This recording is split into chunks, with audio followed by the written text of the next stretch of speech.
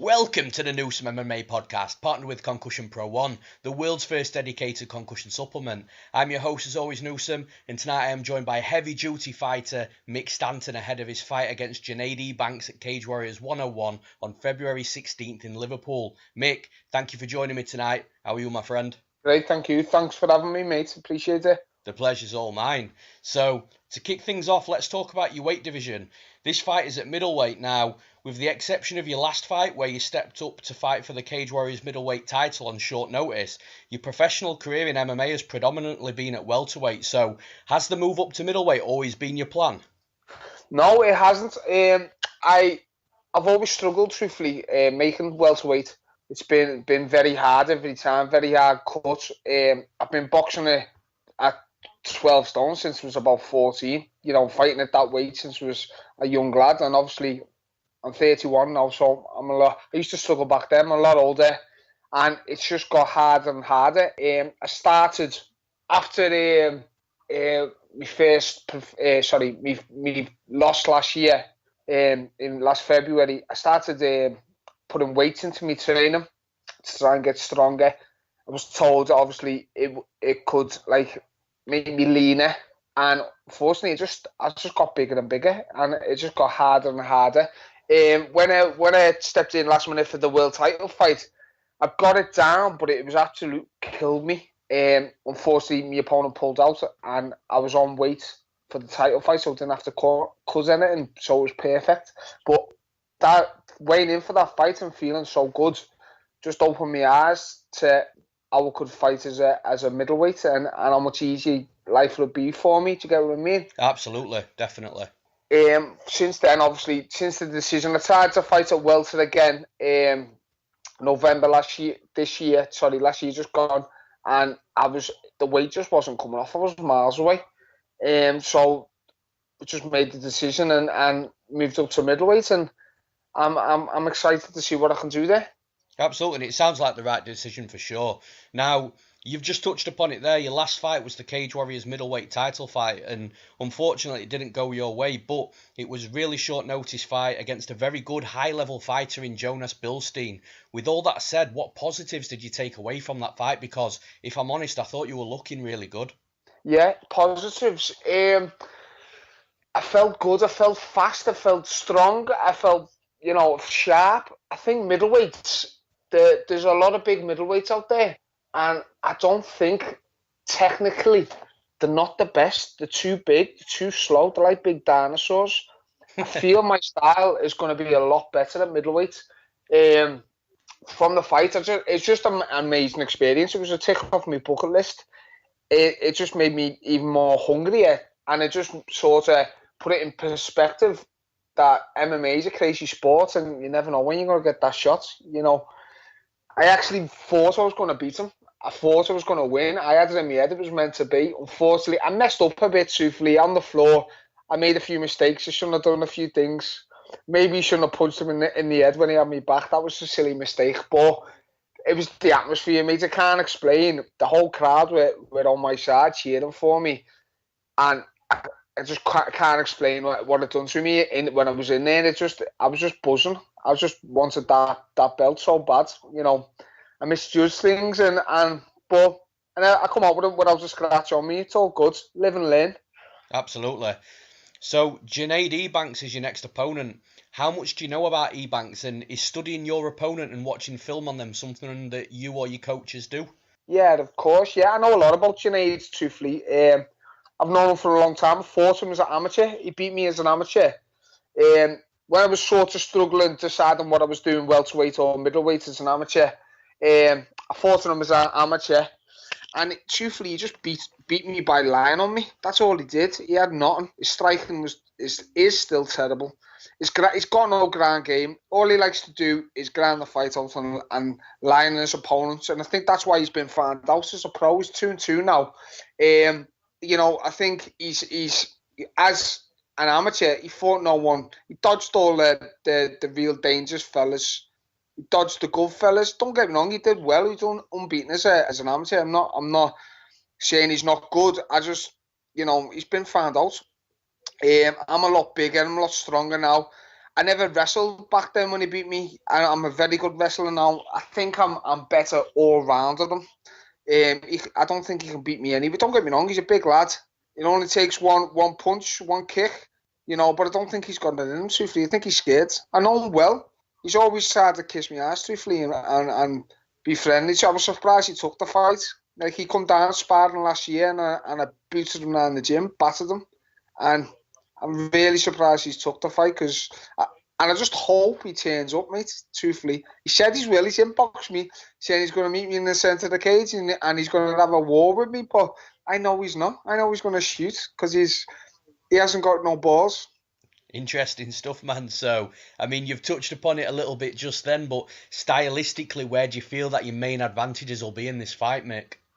God's honest truth, on the feet, wrestling, and on the floor, everywhere. I'm going to beat him. I'm not even, he's trying to get me to come out and start swinging. I'm not. I'm going to beat him everywhere. I'm going to pick him up, slam on his head, beat him all over the floor, and I'm going to finish him. I know I am, 100%. I know he can't keep the pace I'm going to put on him, and he's not good enough. His ground games, he's got nothing, truthfully. He's got a basic Kimura or, he hasn't, I don't think he's even got he got a knockout against, sort of a journeyman of a middleweight. He got a flying knee. It's nothing special. I don't even think he meant it. I think he just jumped in the air. Don't even think he meant to knee him in the head. But he doesn't. He's not, even as an amateur, he never finished people. He's not. He's just a grinder. Don't get me wrong. He's a fit, big, athletic fella, and I don't mean it disrespectful, but I'm going right through him. That's it. Sure, man. So let's talk about your training camp. Where have you been training for this fight, and who are some of your main training partners that you've had with you? Yeah, well, at the moment, truthfully, just come from Christmas. I've started traveling around training with a lot of different gyms, a lot of different people, just so I can get pushed to the limit. Sure. Obviously, moving up to middleweight, there's not. We've got a few big lads in the gym, few light heavyweights, few middleweights. I like to train hard every day. And some of the lads travel afar, so they're not available every day to train. So I've got to sort of get round and train with different people. I'm 6 weeks out at the minute. I'm going to start getting up to Four Corners, do me stand up with John Gillies and a few of the lads there. I'm going to shoot down to the ASW in the morning, train with Lee Chadwick, a few of the lads if they're in. That's awesome, yeah. Some grappling, some groundwork. A hammer, we've got to, depending who turns up, because the lads come from Stoke, they come from Wales, some of them come from South Wales. It's crazy. Locally, there's only a couple of lads, there's only a few of us. But when the team's in, it's massive. They're here, there, and everywhere at the minute. So I've got to sort of train with them when they're in, and then go afar. We've got some good lads. The Hammer's very fortunate. We get some gyms, the good grapplers, or they got good stand-up. We've got a good mixture of everything at Hammer. There's boxers, there's wrestling national champions, there's judos, judoka players. There's absolutely everything. It's got a good mix-up of styles at Hammer. So there's all different people to train with. I'm one of them people though, who I can go in the gym and I can do a good workout. I smash bags and circuits. I do a lot of my training on my own. I train 2-3 times a day. But then I'll always do the wrestling and the rolling once a day with some of the team or some of the other teammates. So I push it hard, every day. No excuses. Depends on where I go. Just one of them things. Just finding the best people about, really. That's absolutely, and it's always great to get different looks in every discipline in mixed martial arts. And that brings me on to my next question, Mick. Yeah. What are the main aspects of MMA that you've focused on during fight camp, or have you just been getting the work in every department? Yeah, I always like to focus on my stand-up, my boxing, my kickboxing, my wrestling, and my grappling. It's like MMA, anything can happen. And if you're working on your opponent, and you think, I'm going to go in there and punch their head in, they're going to be working on going in there and taking you down, aren't they? You've got to think sometimes, you've got to think, what's your opponent's game plan? And you've got to counteract that. You don't want to look at someone and say, that's his weakness, because he's going to use your strength so you don't get his weakness. It's crazy. So I like to do everything. I like to constantly work all aspects of my game, and put it all together, you know, a couple of times a week. Sure. So, Mick, how do you see this fight going down? And do you have a prediction for us? Yeah, 100%. I know I'm going to win. I'm going to go right through him. I think he's going to get tired. He won't be able to keep me pace. He's had problems. I know I've gassed in the past, but that was my weight cut. But I'm just going to be fitter, stronger. He gassed when I fought him as an amateur. He was knackered, and it was only 3 frees. As a pro, he's I don't know if it's his age. I don't know if I just don't think he trains as hard as me. I don't think he's got it in him. I don't know if his team's good enough, truthfully. I don't think he's a good athlete. He looks the part, but just because you look good doesn't mean you're fit and strong, does it? I think I'm going to destroy him. Second, third round. I can't see it going the distance. Really can't. I want to stop him. I don't like him. I want to hurt him. So I'm working hard for that. Sure. So not to overlook this fight and make any assumptions, but with a win over Ebanks on February 16th, what's next for Mick Stanton? Well, I think there's a couple of, truthfully, the middleweight division is very scarce with Cage Warriors. I just want to get that title shot again, a few wins, and whoever's in my way. I fight anyone. Prove that my last fight for the world title. I'll fight anyone. I just want to get there. I've just got to go step at a time. And I just hope I'm busy this year. I hope I get a few fights. I only had 2 last year. I was very disappointed with. But at middleweight, I can fight every week, truthfully. So hopefully, few wins and then finish with that title, you know, late in the year. That'll be a dream come true. The last one I had, fighting for that title last time, it sort of, I filled in. I didn't feel like I deserved it, truthfully. But it was a shot, you know. I went out there and gave it everything.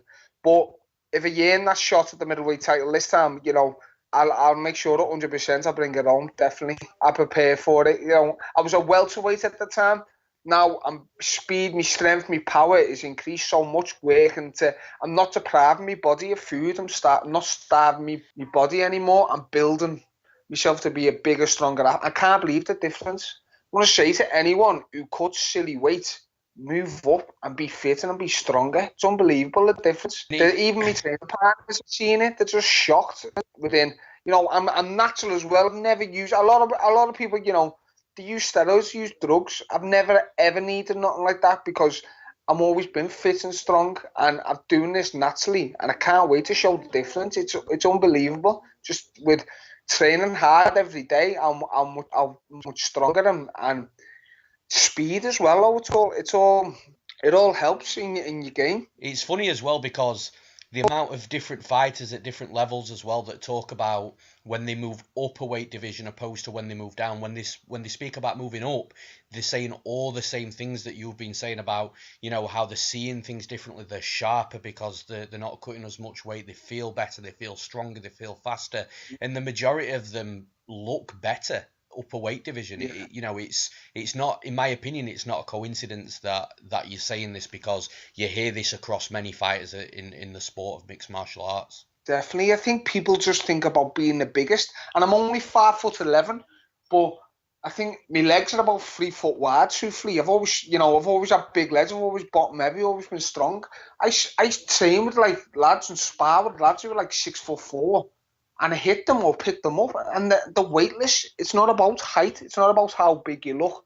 It's about your performance, how strong you are, how fast you are. It's all connected. You know what I mean? It's not just, you're not just looking at each other and say who's the biggest fighter. It's got nothing to do with size and height. Everyone's bodies are different sizes, different shapes. Do you get what I mean? People just think about being bigger, but bigger's not stronger. You know, them bigger athletes are cutting and killing themselves to make that weight. They can't touch weights because they're too big. They don't want to go bigger. So they're depriving the body. But then you could have someone who's 5 kilos lighter, but they're benching 120 kilos, squatting 120 kilo. You know, they're going to be stronger and faster on the night of the fight, aren't they? Yeah, absolutely. So it's crazy what young people are doing. And I've done it myself. I've done stupid cuts, 10 kilo, 8 kilo. And just because I thought I had to. And it's sad, really. Coaches should not let fighters do it. And it's stupid. Especially young fighters, should be only cutting a couple of kilo at most. You know, 3 kilo, 2 kilo. That's enough. You know, because you go over it, and I've done it. I've done 4 and 5 kilo. You go over like 4 kilo. I think it takes a lot out of your performance. I agree. 100%. Because you're just taking the goodness out, even taking the salts out of your body. You know, you've got to replace them. And I was like 10 kilo out a week before the fight sometimes. And I'm training 3 times a day the week of the fight. As a boxer when I was younger, you know, Tuesday, Wednesday onwards before the fight, you're meant to be resting. But I'm doing the opposite. I'm constantly training and killing myself. 24 hours fasting and in the sauna and the steam and sweating it out on a runner and a bike before the fight. It's not good for you, is it? Think how much that's going to think about your performance fighting like 36 hours later. It's not good, is it? You're not going to be up. So I can't wait to show the difference and hopefully, you know, encourage people to move up and enjoy it more. You know, what's the point in killing yourself to fight? It's no enjoyment in that. You're meant to, you know, it's meant to be good. It's meant to be fun and you're meant to enjoy it. Absolutely. It's a great lesson for sure, Mick. And that's all she wrote. So what I'm going to do now is just give you the opportunity to mention or shout out anybody or anything that you need to. So sponsors, training partners, coaches, friends, family. I know this puts a lot of fighters on the spot, but please take your time. There's no rush. The floor is yours, Mick. Yeah, boss. I just want to, obviously, my wife and my kids, you know, support me. I work long hours, I train long hours, and without them, you know, nothing would be possible. And all my trainers, partners, all my coaches, there's so many, you know. My sponsors, Feel Supreme, SA Nutrition, and KP, Kelly Park, who helps me out with me sports therapy and everything. She does a great job. And thank you everyone else who's involved. We appreciate the support. And, you know, hopefully you bring that belt home this year and, you know, it'll all be worth it. Absolutely. Well, once again, Mick, thank you for taking the time to talk to me tonight, and I wish you the best of luck on February the 16th at Cage Warriors 101.